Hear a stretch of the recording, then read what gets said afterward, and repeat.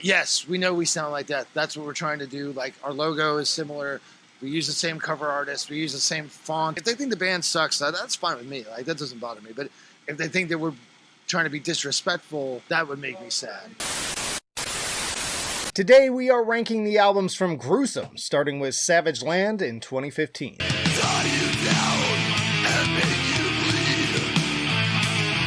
The birth of this US death metal band that is so inspired by death, they're really just a few steps shy of being a full-on cover band. And hitting the ground running with this, at the time, highly discussed take on the scream, bloody gore era. Now, some could take all of that as an insult, but for all of the modern OSDM bands around today, there aren't that many bands doing this particular style, and few do it as well as Gruesome. Like, to the point that it's almost uncanny how close they come to that particular sound with this one.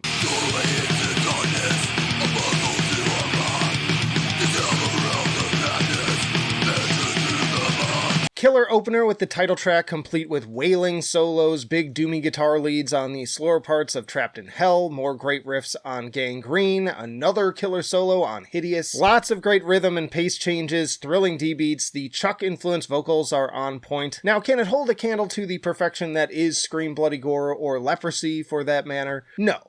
But it's still a fun time in the same style. I'm going to put this one at great tier. They followed that up with the Dimensions of Horror EP in 2016.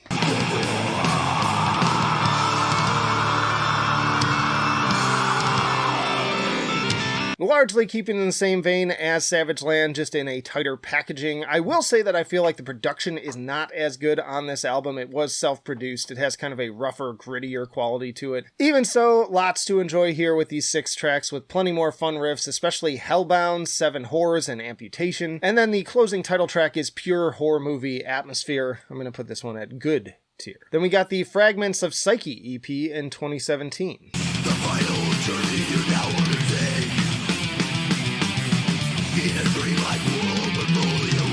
Back to a cleaner production approach on this one with just 1 new track, a cover, and 5 demo versions of old tracks. With that in mind, I can't give this one too high of a rating, but that said, the title track seems like a nice teaser of what's in store for the future when they hit the Human era. They really nail that sound, and the cover art seems to complete the comparison, not to mention a guest spot from the late Sean Reinert of Cynic, who played drums on Human. And then the direct cover of Death's Choke on It is also very good. I'm going to put this one also at good tier. Then we had Twisted Prayers in 2018.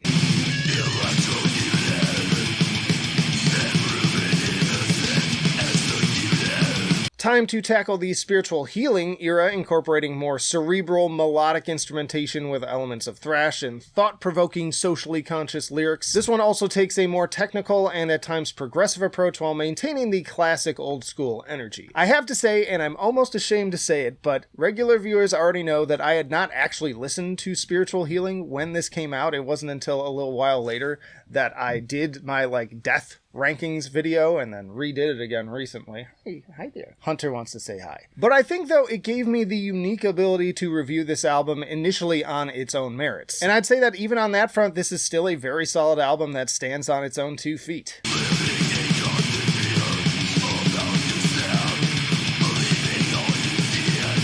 The guitar hooks are varied and memorable, the drumming consistently gets me banging my head, and the vocals continue to invoke a bygone era of rebellion to which we owe much of where the genre is today. Furthermore, the songwriting feels even more consistent and offers much in the way of shifting pace and dynamics. Favorites on this one: Fate, Fatal Illusions, Crusade of Brutality, and At Death's Door, but they are all great. The harmonized solo on the latter is everything. I like it more than Savage Land. I'm going to put this one at fantastic. And we got Twisted Horror in 2020.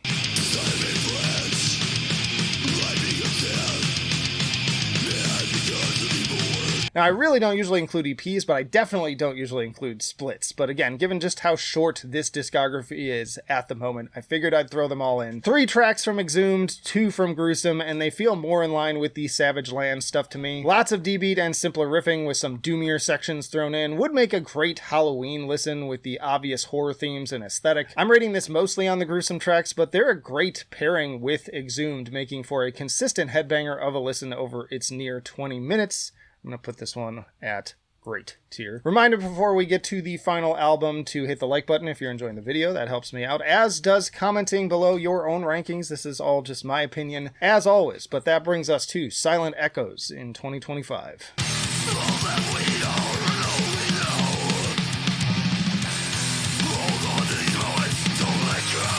Fully taking on the human era with this one after teasing it with that Fragments of Psyche single, which made its way onto this album. Starting strong once more with the highly progressive Condemned identity, building into more fantastic dueling leads and tech thrash flavors. This contrasted nicely by the slower and ominous atmosphere of A Darkened Window, though this one also takes a fun and sudden turn into skank beat territory.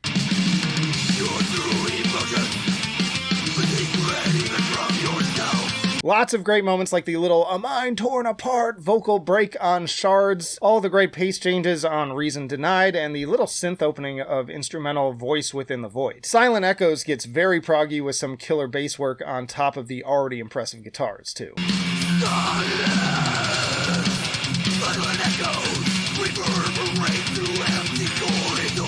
Really feeling this album, which is a little ironic since I famously don't love Human. Move this man!